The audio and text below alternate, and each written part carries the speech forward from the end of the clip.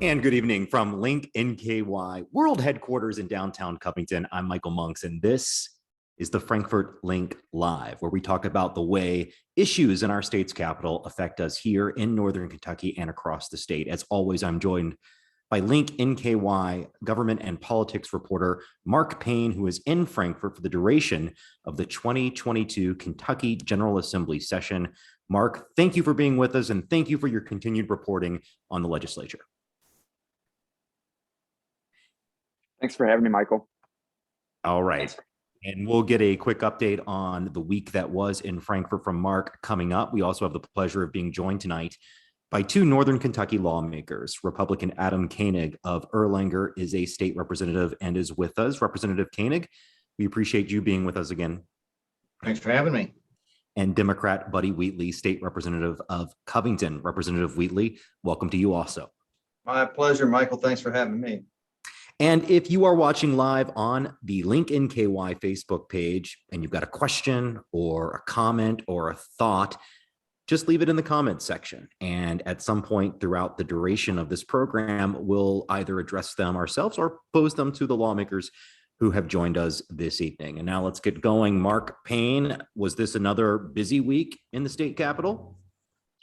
It was, Michael. It's going to be a lot of busyness over the next few weeks as the session winds up, as it is scheduled to end on April 14th. A lot of bills are moving through both chambers, the Senate and the House, and they're going to continue to move. The big news this week is that the Senate gave their version of the budget, and it took two big crucial steps on Wednesday. So first, the Senate Appropriations and Revenue Committee, which is chaired by Senator Chris McDaniel, a Republican from Taylor Mill.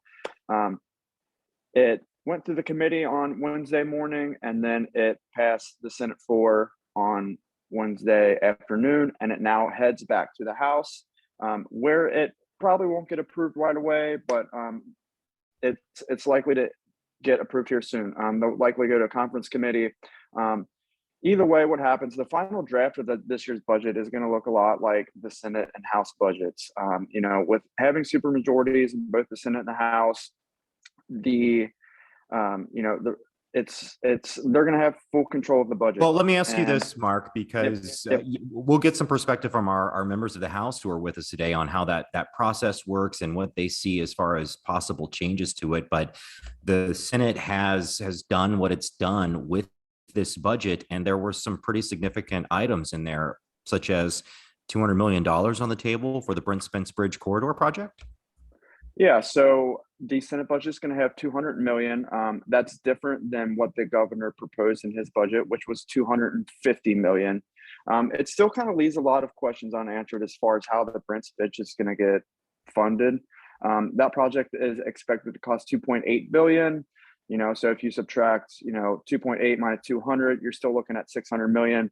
And when Governor Mike DeWine and Governor Andy Beshear met last Monday at the Northern Kentucky Convention Center to sign this memorandum of understanding, Governor Mike DeWine was kind of unclear about if there was going to be any funding from Ohio. So it does leave some questions.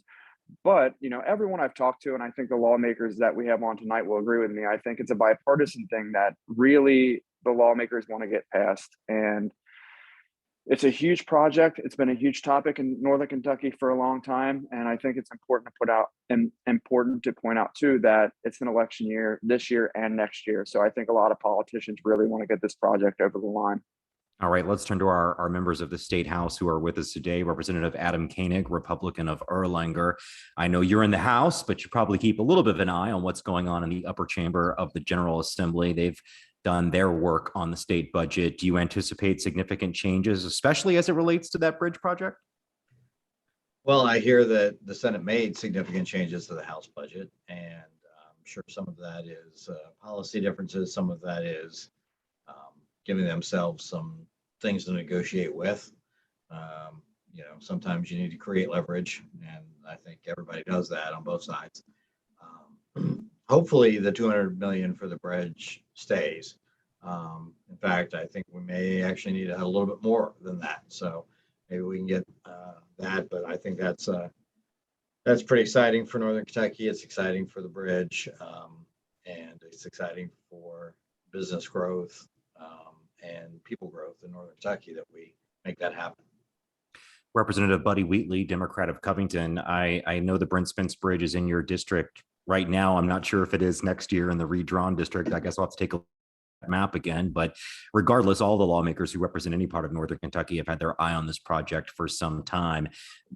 Even though you're in the extreme minority party in Frankfort right now, does this look as promising as it sounds that Earth is going to move for the sake of this project? I think I like extreme better than super minority, but we'll take extreme. But the short answer is yes. We are going to make this happen, and I can say that with some confidence because we are together in Northern Kentucky, the Northern Kentucky Caucus, related to this project. There's always some massaging on how exactly the funding will go. The governor's budget was a $250 million allocation directly from the general fund, which was cleaner. And, it was a little different than bringing $200 million out of transportation fund or the road fund. It was clean that way. And hopefully we'll come to our senses. And I say we when the House minority gets in on the House conference and the conference committee to help make some final decisions.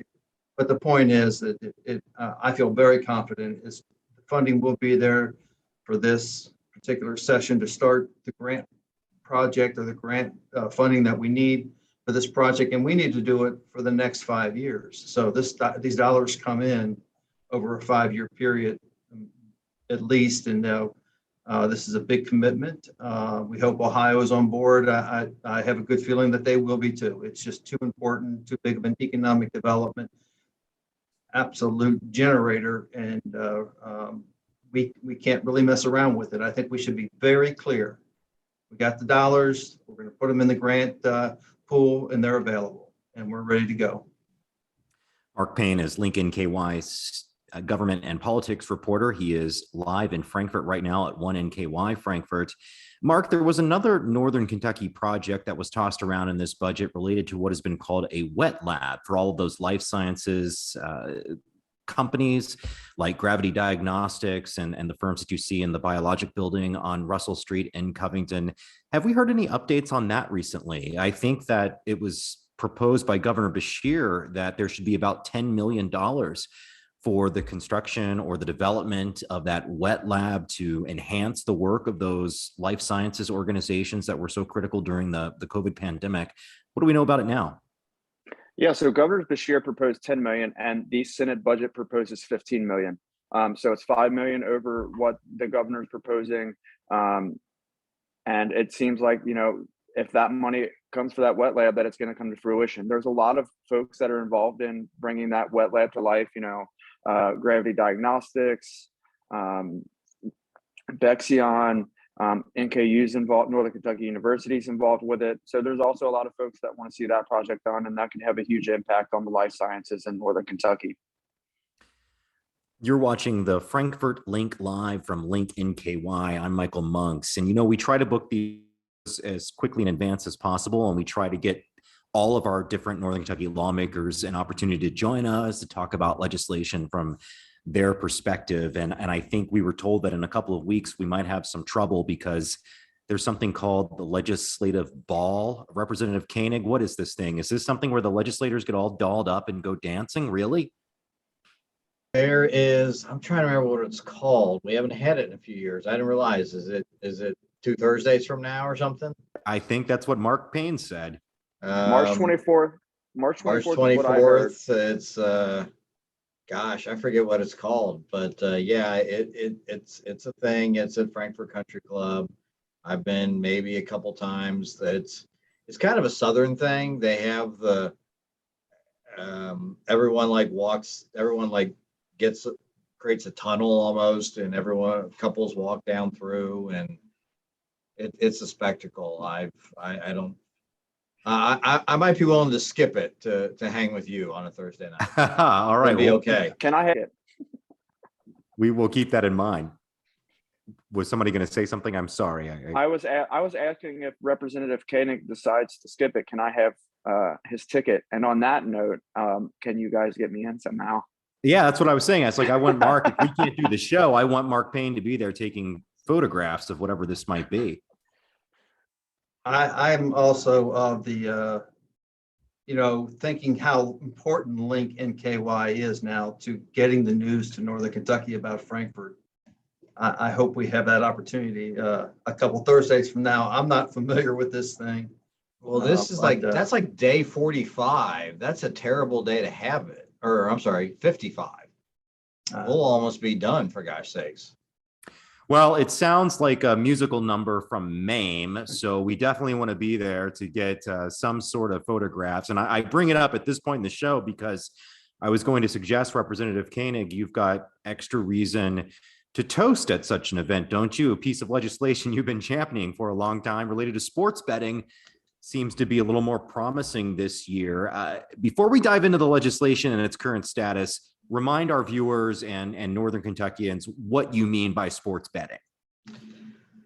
Well, I mean, I think most everybody would understand it. It allows you to wager on sports as they do now in Indiana and Illinois and West Virginia, and Tennessee, all border states. Ohio is legal, but not up and running yet. Where people used to have to go to Las Vegas in order to wager on sports. And I mean, March is one of the biggest 2-3 weeks periods when with college basketball coming up. Now we're gone from one state in the course of 4 years to 33 states in the District of Columbia where it's legal. And Kentucky, sadly, is not one of them, and I'm trying to rectify that. Well, at the end of last month, you've brought that up again. Is this thing going to move forward this year? I think next week will be a big week. I'm becoming more and more confident the more people I talk to. It's wildly popular across the state. Had a poll done, 65% are in favor, 26% opposed.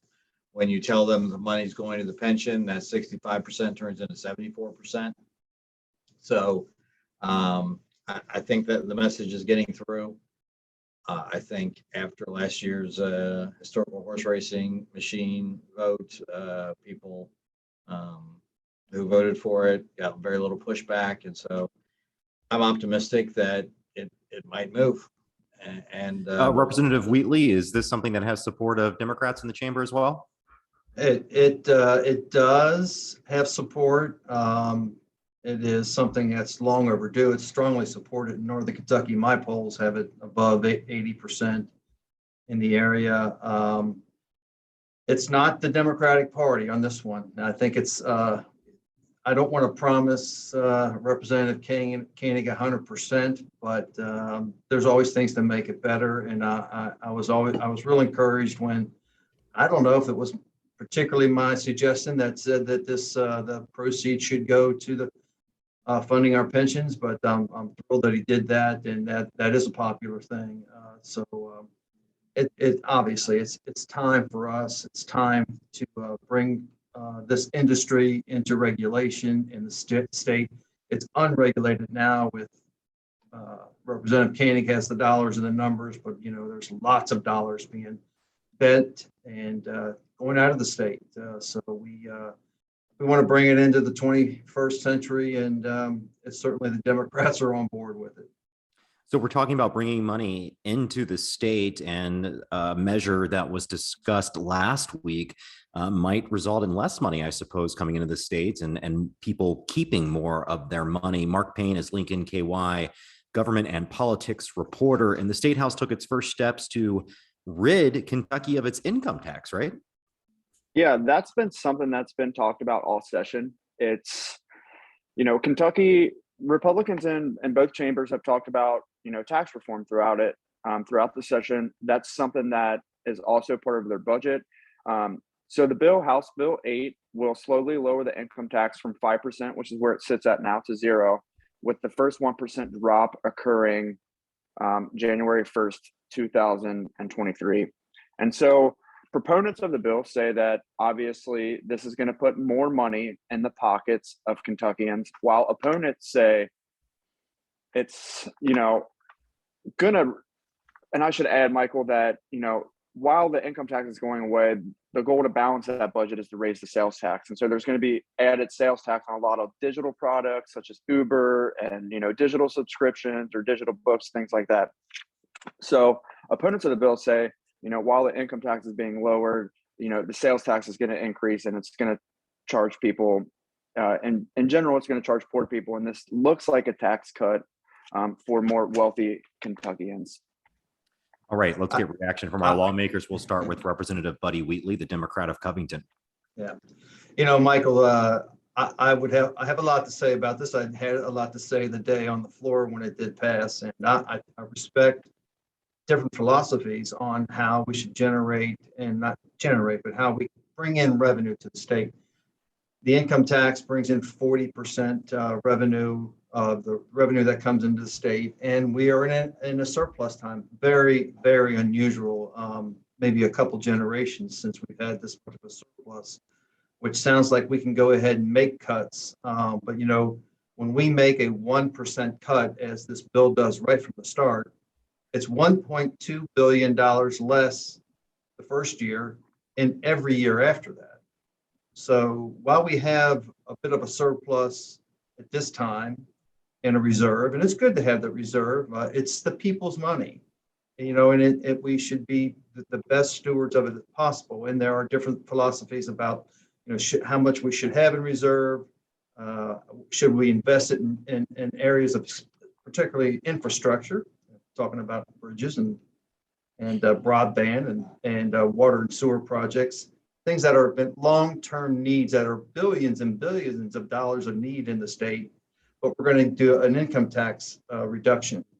The other part of it is that it's a simple fairness thing in my eyes. When you do start reducing the income tax at some point to equalize the revenue that's going to be coming in, you're going to have to raise other taxes.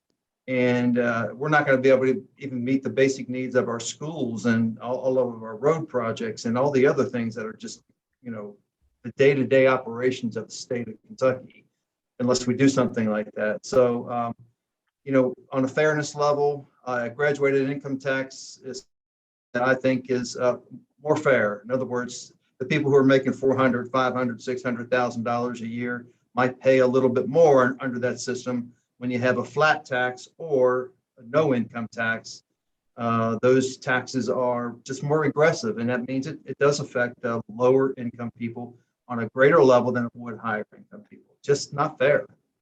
Representative Adam Koenig is a Republican of Erlanger. Based on Mark Payne's reporting, this is a bill that would slowly lower income tax while raising the sales tax and add fees to other products, digital products, including digital news products. Explain yourself. Well, there's a lot to unpack here. First of all, it's not raising the sales tax, it's broadening the base. There's many services that are exempted from the sales tax. And when we started this process in 2008, we added several services to more everyday services to the base and imposing the 6% sales tax on that. And it was actually revenue positive. This is probably not revenue positive per se, but we added a bunch of a bunch of sales, a bunch of products that the sales tax is going to go on. And those products are probably, it's fair to say, more utilized by upper income people, except of course for the digital news stuff, which everybody uses and more people should, of course. But we dropped the sales tax rate from 6 to 5% in 2018, and the economy has not been negatively affected. And we drop it to 4% under this bill on January 1. And then there is specific benchmarks that when they're met, only then does the sales tax go down. Adam, just to quickly, you're saying sales, but you mean income tax. I'm goes sorry, down. income tax. Thank you. Go I ahead. appreciate that. Thank you very much. Where the income tax goes down 3.5% at a time until it gets to zero. Now you look at Tennessee, Texas, Florida, they've all had a great deal of expansion.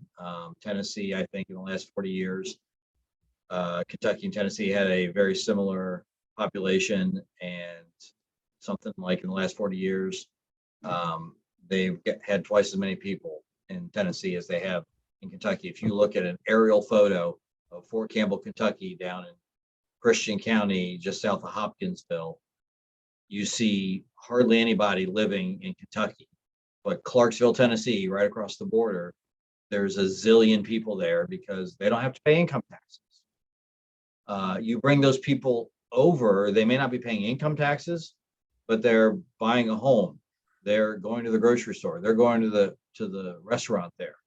You know, Buddy mentioned the people are making $400,000, $500,000, and you know, frankly, if they have the ability, they live in Indiana where the income tax rate is lower. They live in Florida for 6 months and a day out of the year, so they don't have to pay income taxes. Let's make it so that people want to live here in Kentucky, spend their money in Kentucky, get the sales tax from those folks. We have to grow our population. I think we had negative growth last year for the first time ever in recorded history. You know, we got to bring people here if we want them to work. We got to make Kentucky an attractive place to live and work. And if they live here, they're going to spend money here. That money is going to multiply, and we're going to generate more revenue. Michael, I'm glad my friend brought this up, and this is the thing that I talked about most on the floor was I don't know how many people you know from Ohio, you know from Indiana, you know whether they're moving or coming back, but I've never had anybody say, the income taxes, that's why I'm going to move to Tennessee or move to Ohio or move to Indiana, Indiana, Ohio have a little less income tax level. It is the whole tax package and what you end up paying. And Kentucky is the 18th friendliest state as far as taxes are concerned. And I asked the A&R chair, and he's very well versed in many things and many numbers. And I really like the graduated levels of revenues that have to come in before these income taxes levels drop. That's a fine program. But his answer basically for my question was, you know, what is the evidence that we're going to have people come to Kentucky because income taxes are lower? And what is the evidence? Where's some studies because it's been done in other areas? What, just show anything that you have. It can be anecdotal. And he just said, it's my intuitive sense. And intuitive senses aren't a really good reason to make a really broad change in your tax structure. So that's just my reply to the population growth. And we do need population growth. And some of those things that the chamber and the One NKY and Meet NKY have talked about expanding our diversity, increasing our educational opportunities. I can go on and on. I've done it before. I've done it on the floor, but I'm just not so sure that lowering our income tax rate will be a big attraction for people to the state. I hope they're right because there is a supermajority there, and it looks like it's the way we're going. Representative Koenig, did you want to reply? Buddy, I will get my awesome NKU intern in when she comes back from spring break next week, and we'll see. I'll set her on a track to find some of those studies. Okay. We'll see what we can find. And Mark Payne is Link NKY government and politics reporter. And you did a story on this effort to begin to remove the income tax from the state of Kentucky. And you included a comprehensive list of services that would see an increased sales tax or user fee. I apologize if I'm catching you off guard here, Mark. If you don't have that list in front of you, could you tell our viewers about some of these areas that might see an increased sales tax or user fee? I do not have that list in front of me, Michael, but I know that, like you mentioned, digital services, newspapers, Uber was some of them. So like ride service fees, I'm assuming that would be applied to, Well, Uber Eats or DoorDash or- Airbnb is on your list. Airbnb, pleasure watercraft docking, event space rentals, valet and parking services, road and travel services, unsolicited telemarketing services. I think we can all agree that they can be taxed to hell and back for all we care. But as well as public opinion research. And so, Representative Koenig, these are I think if I understand, by working to eliminate the income tax, you're looking to replace that revenue with fees on these particular industries and services. Exactly. And I'm trying to find the list, frankly. It's a big bill here.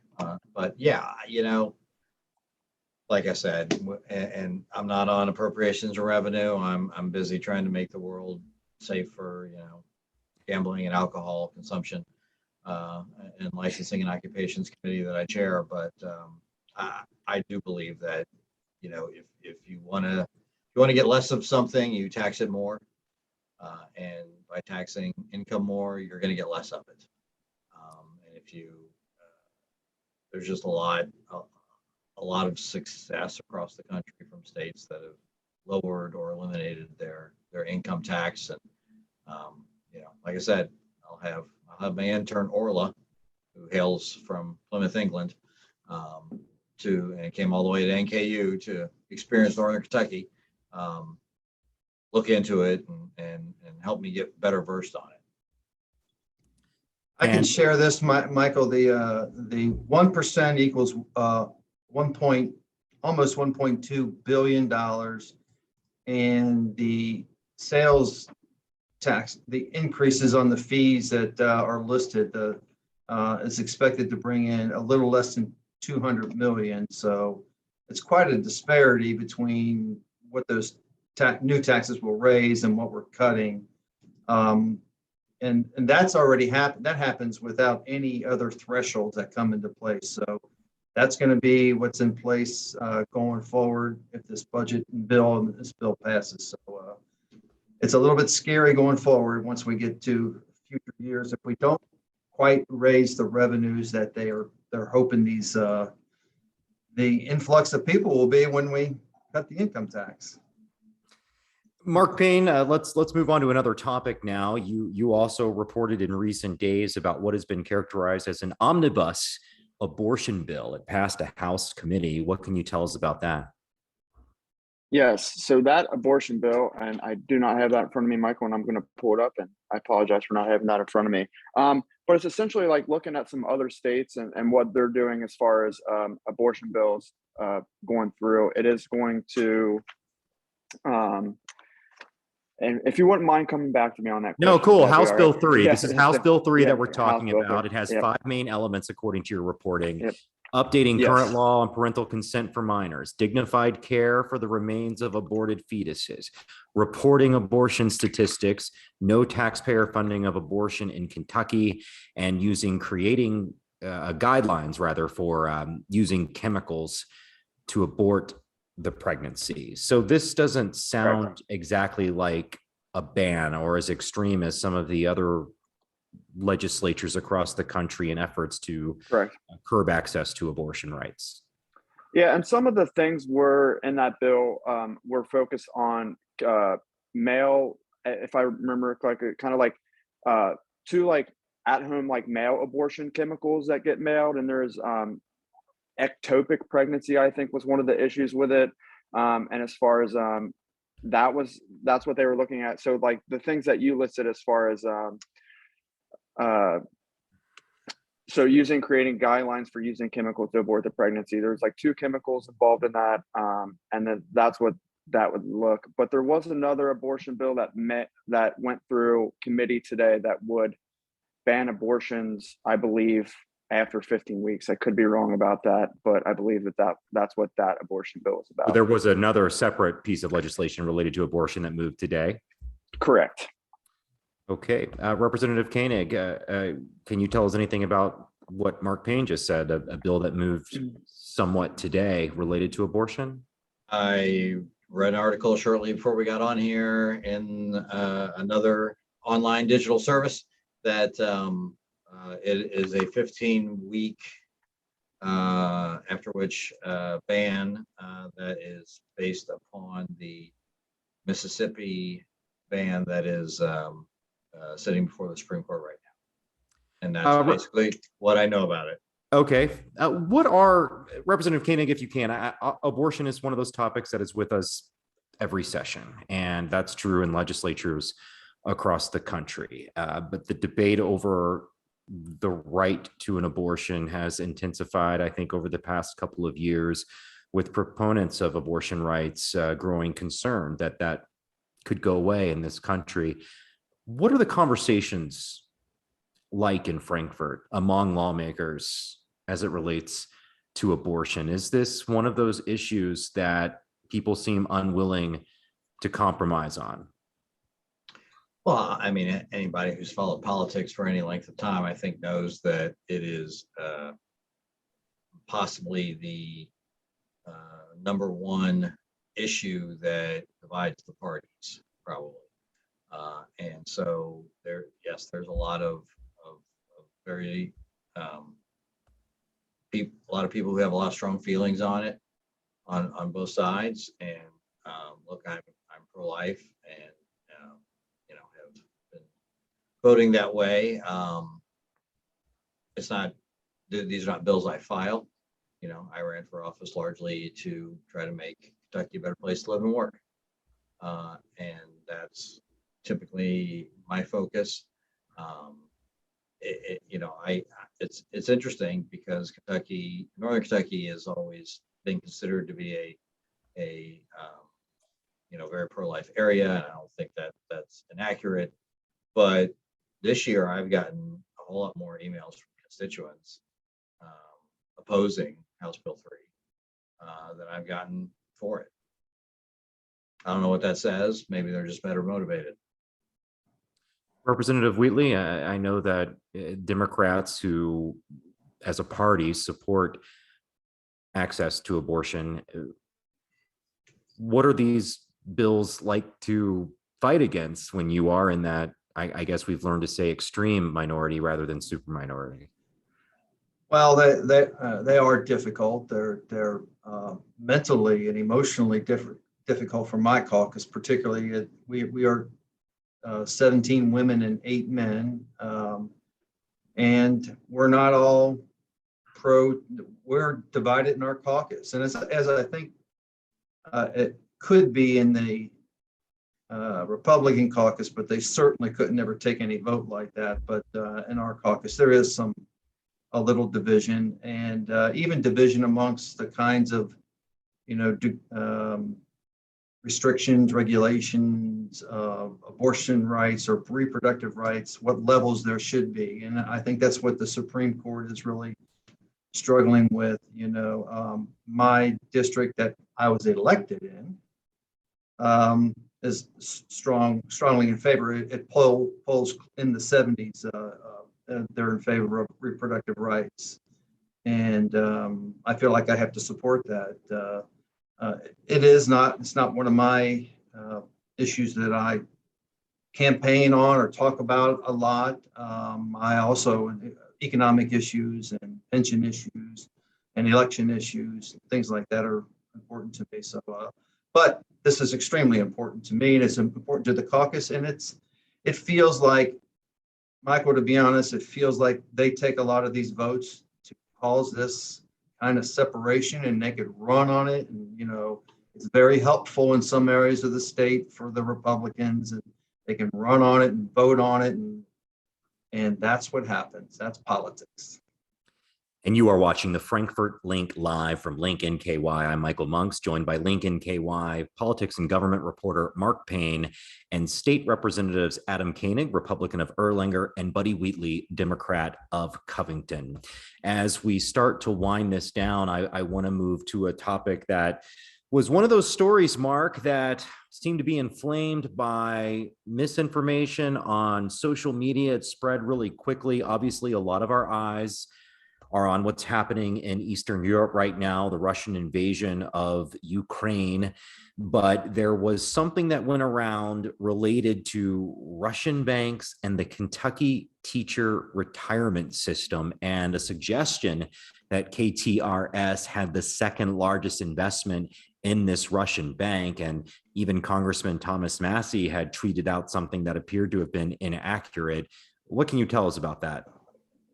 Yeah, so the tweet that went around showed that the Kentucky retirement system had the Teachers Kentucky retirement system was the second largest shareholder in Spur Bank, which is a Russian bank.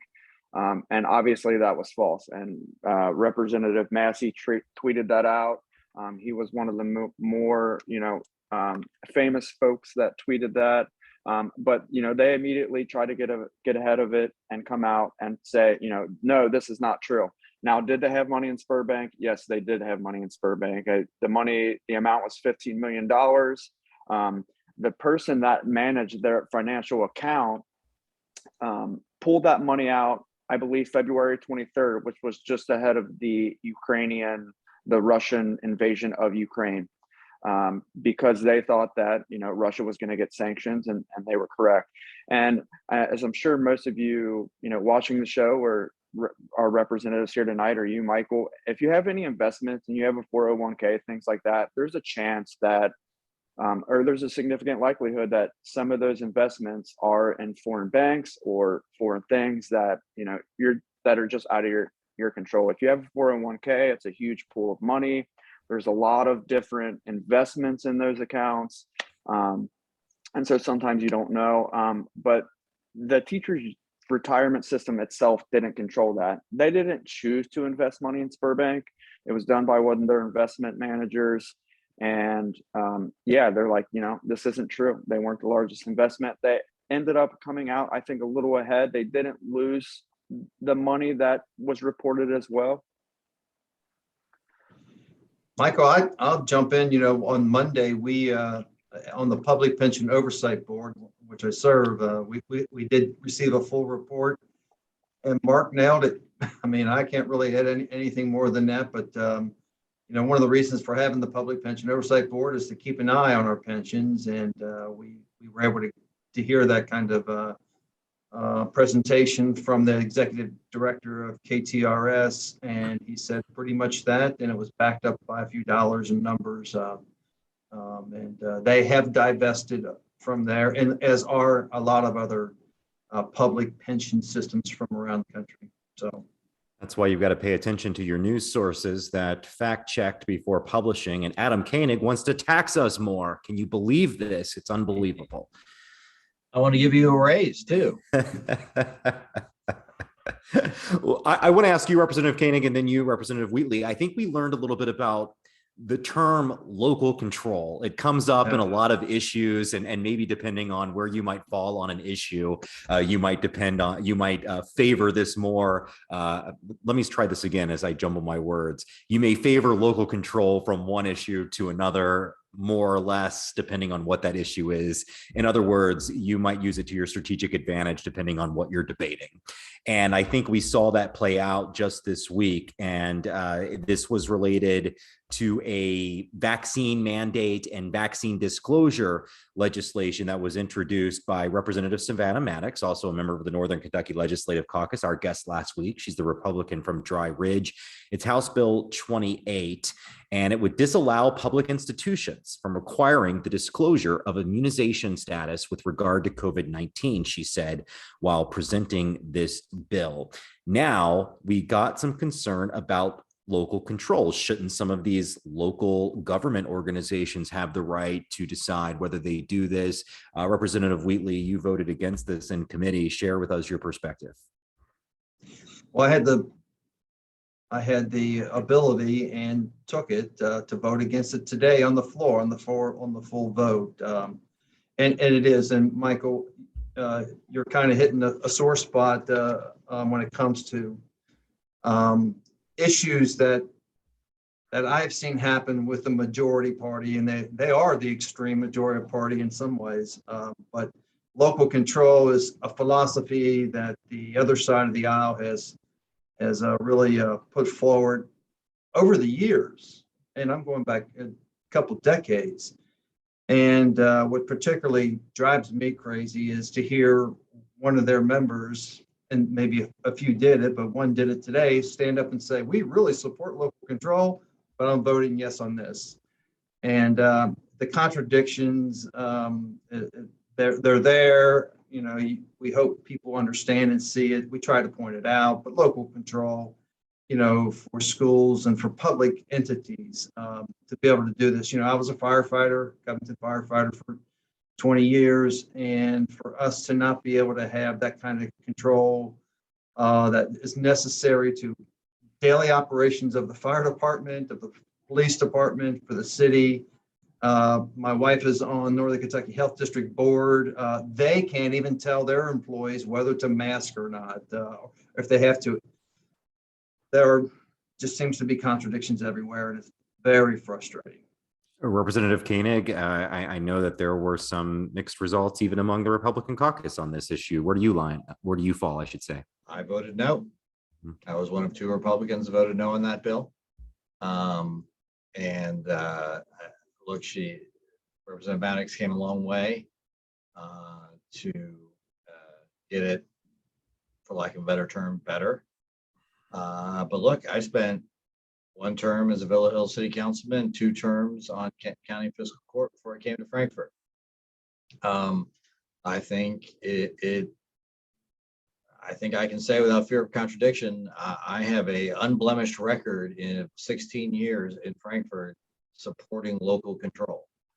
And I made a speech on Tuesday. I didn't say anything about today's vote. I made a speech on Tuesday with regards to the House Bill 51, the mask mandate bill, that said that schools could no longer have a required mask wearing. And I think it was impassioned for me. Let's put it that way. I'm not the most impassioned person ever. But, you know, and a large part of it was to the Republicans. When's the last time we said, by God, Washington knows best? Let's send more power to Washington. Let's let them tell us what to do. They know what's best for Kentucky. Well, no one in my party does that. But why on God's green earth are we doing that in Frankfort? Now all of a sudden we think we're imbued with all this terrific knowledge. No, we were right 6 months ago when we took that power away from Frankfort and sent it to the local school districts. And to bring it back to Frankfort is frankly not a conservative idea. Never has been. And I disagreed with it strongly. And today, I mean, there's a couple portions of that bill that I'm okay with, but basically same concept. You know, my cities want to have the ability to make those determinations. I'm not aware of any city in my district that is requiring you to get a vaccination. You know, I do know that like sanitation district people, sometimes they get to hang out in filth, and they need a hepatitis vaccine. Now, this bill doesn't affect hepatitis. It only affects the COVID, SARS, whatever it's called. But you just never know. And for us to take that away for local control was frankly very disappointing. Very quickly, before we start to wrap up, a question from a viewer, J.R. Graxton, who wants to know, is the NIL signing, that's the name, image, and likeness bill that was that allows college athletes to make money off of their own personal brand. Is that the biggest legislation that has passed this session? I bet you might disagree on that while supporting the significance of it. Representative Wheatley. I do support it, and I like a lot of things about it, but it's not very often Kentucky is first or progressive on some issue, and you know, it does seem like it's a thing well past its need, and it has been a need to be able to, for these athletes to have this kind of control of their lives, and we're hoping it becomes model legislation used around the country. But I'm supportive of it, as I believe everybody was in the Senate and everybody was in the House. As we start to look forward to next week, Mark Payne, what are the big ticket items? Yeah, so it's going to be interesting to see how that Senate budget played out. As we talked about earlier, that could potentially, go to conference committee, and then some of these other bills that are going through. And it's Senate Joint Resolution 150, something that we didn't talk about today, but that would put an end to the COVID emergency. And it's going to be really interesting to see how that plays out, because that has now passed the Senate and House, and that's sitting on the governor's desk to be signed into law. And so what that resolution did was it would put an end to the COVID emergency. Well, in that bill, it was scheduled to end on March 7th. Currently, the emergency ends on April 14th. Let's say the governor takes 2 weeks to sign it. You're looking at the end of March. And so it would kind of only leave 2 weeks, for that resolution if you signed it into law. I don't know if it necessarily makes sense, but it will be interesting to see if that gets signed into law. Okay, and I'll turn to Representative Koenig. What are you looking forward to next week, other than picking out a tuxedo for that legislators' ball that's coming up the week after? I'm hoping that my group of 4 gaming bills, 3 of them are mine. One of them is Killian Timony's bill. That they may move next week. That's my big hope. Representative Wheatley? I am looking forward to advocating further for the things that are in that Senate budget bill. And one of them, we've mentioned the wet lab in Covington, which we should mention CTI and Tim Schroeder. He was huge in creating this whole concept, and also the new Ludlow High School funding. So I have to dig through that bill to make sure it stayed in there, but when it left the House, we certainly did have it. I can't imagine my Northern Kentucky senator having that pulled out. So I want to make sure it's in there, but I look forward to seeing that. What's that funding for Ludlow? Ludlow was one of the schools that were listed in the school construction project, and I believe it's more than $10 million. That sounds like what was the project for? I just want to make sure. It was a whole redo for the high school. Gotcha. High school, which is the oldest high school in the state, was told. Is that right? I think Holmes High School has a sign outside. They claim to be the oldest high school in the state. It's the oldest building in the state that serves as a full high school. All right. Well, we'll have to verify that, but we'll take your word for it for tonight. Go Panthers anyway. Hope they get the money that they want. Go Bulldogs. For that renovation. I want to let everyone know, of course, that the National Weather Service is telling us, in spite of the beautiful spring-like day we had on this Thursday, rain is changing to snow Friday evening through Saturday morning. All right, we're hearing that 1 inch, 2 inches, southern counties might see 3 to 5 inches, according to some of the local forecasters. So just when you think you're out of the woods of winter, it comes roaring back. So if you are on the road tomorrow, if your lawmakers traveling home, Mark Payne traveling home, please do so safely and go get your milk and bread tonight if you can. You've been watching the Frankfort Link Live. Want to remind you that if you go to linknky.com, you can find a daily dose of Northern Kentucky exclusive news coverage. You can also sign up for our morning e-blast, The Daily Link, and also check out our podcast, The Kentucky Side. We've got 4 episodes up and a 5th episode coming on Tuesday. We drop them every Tuesday. Really good conversations about Northern Kentucky and feature reporting about businesses and other events that are taking place across our region. It's a podcast all about Northern Kentucky. We also hope you enjoyed the Link Reader. That should have dropped in your mailbox by now. We are hearing some scattered reports that perhaps it did not. If it didn't, shoot us an email at news@linknky.com and we will check on that for you. Thanks to Representative Adam Koenig, Representative Buddy Wheatley, and Link NKY politics and government reporter Mark Payne for being with us. I'm Michael Monks. We'll catch you again on the Frankfort Link Live next week. Thanks for watching.